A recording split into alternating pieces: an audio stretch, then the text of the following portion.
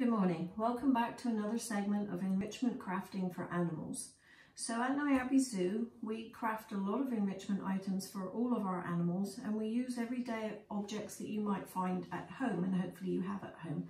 And that's the purpose of these sessions, is we're going to use things that you should have around the house, hopefully, and you can make a similar item for any of your pets. If you have a dog or a cat, or maybe a small mammal or a bird or a reptile, you can make these enrichment items for your pets.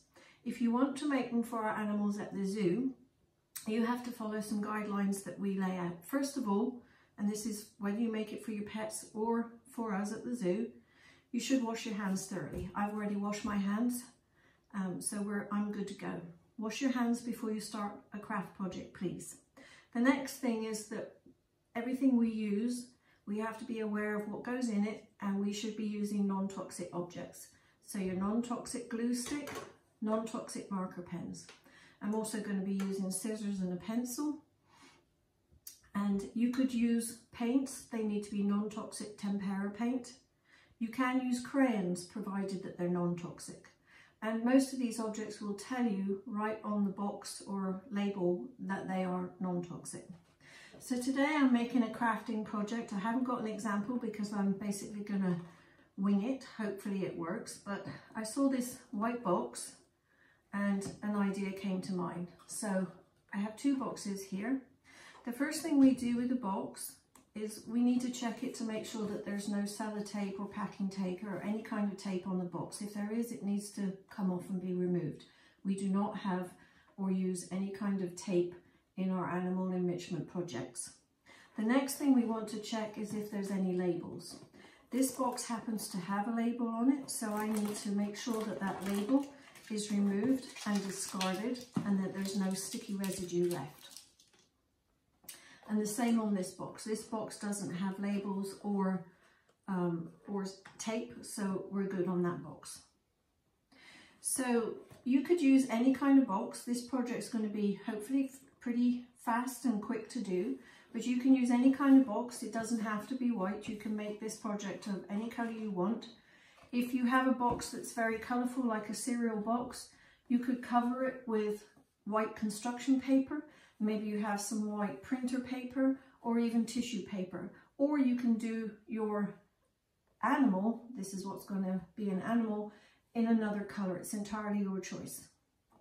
So for this one, I'm going to hopefully make a rabbit, which is opportune, we think, because Easter is coming up. So we're going to make an Easter bunny box. So I have my basic box here that's going to be the rabbit's face. And now I've decided that this one is going to be the ears. It seemed to be the right kind of size to hopefully make some ears. So we will see what happens on this, how it works. And as we said before, make sure that the objects or the items that you're using are non-toxic. We have a lot of items that are no-nos for us. I've mentioned them before, but tape is a no-no. Any kind of tape, masking tape, packing tape, duct tape, we don't like or want tape. We also do not use things like hot glue. We do not use staples, anything like that. I want to make these roughly the same length. And they're roughly the same size. So basically for these, I looked out yet again because the inside of this toothpaste box happens to be white.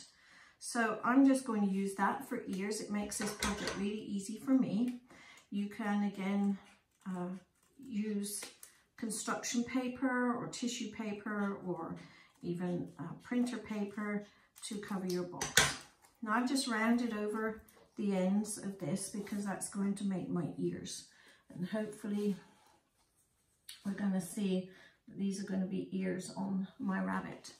Now I think I want to have ears that have some pink in the middle, a little bit of pink. I have some tissue paper here. So I'm basically just going to lay that over my paper and draw a rough outline on the inside for the tissue paper to give him ears, inner ears. I'm going to fold it in half because that will get me two at once and they'll be the same size and the same shape. And I'm going to cut out my ears, or inner part of the ears.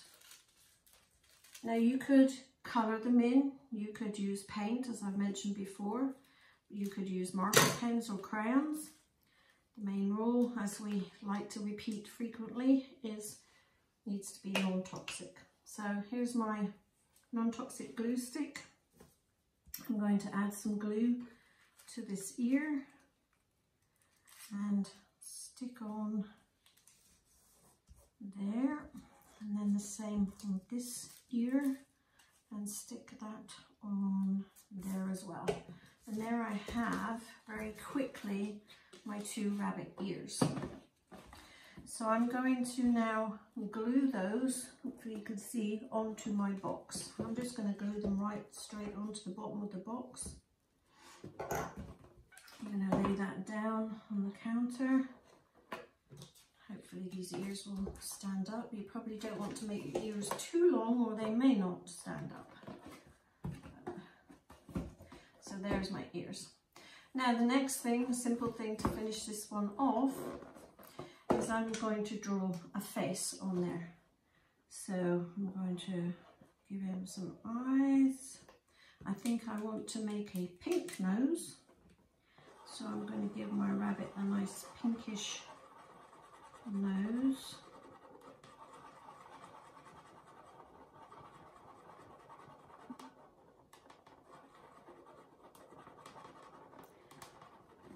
And draw a nice smiling face. And then I'm going to draw on some whiskers. Now, we do not use things like pipe cleaners, anything like that. We just don't use it. And there, basically, is my little Easter bunny. I think I'm gonna do one more thing on this, or maybe two more things actually on this Easter bunny. I'm going to make him a little bow. So I'm going to use this piece of paper. Quite often what I like to do is sort of stand the box next to it so I get an idea of scale. And I'm just going to draw a simple circle and a rough shape for a bow. You don't have to do this, or you can do whatever you wish on this kind of thing to decorate it up. You could add different things. Maybe you want to add a flower on top of his head, whatever you want. But I've decided I want a bow on the bottom of this rabbit. Okay, so I've got a rough bow shape. It doesn't have to be perfect, and I think I'm going to decorate it a little, and I'm going to draw some nice little lines. And again, it's entirely up to you how you decorate. I think I'll even put some polka dots on here. You can decorate to your heart's content on these things. The animals will appreciate the visual impact that goes along with that, and I think I might even add a little bit of pink in there just to give it a little more thing. And then I'm simply going to glue this onto the bottom of my box. And then there is one more thing I can do. This is kind of a rabbit's head, but there's one more thing I can do, and I'm going to give him a tail. Now, we do not use cotton wool in this, so if you're doing it for an animal, preference is not to use cotton wool, but I'm just going to use a piece of tissue paper, white tissue paper, and scrunch it up. Put a blob of glue on it. Hopefully this will puff up a bit, and then stick that on the back of the box, and I have my, hopefully, tail. So here you have a very simple Easter themed, if you will, box of a rabbit. Now you could, if you have pets at home, you could put some of their dry diet inside, some treats. You could spray it with scent. Depending on the animal, you might want to leave the lid open so that they can get into it easy. But for other animals, you could close it up entirely. For example, if we were to give this to our monkeys, I know that they can get into these boxes with no trouble whatsoever. So here's a very simple project that requires very minimal cutting out. Colouring, you can decorate as you wish, and hopefully you'll make some of these boxes for your pets at home, or if you want to make them for any of our animals here at the zoo, then please feel free to do that, provided you use non-toxic components, and make sure you wash your hands before you start your project. You could then potentially bring that item to the zoo when we are open.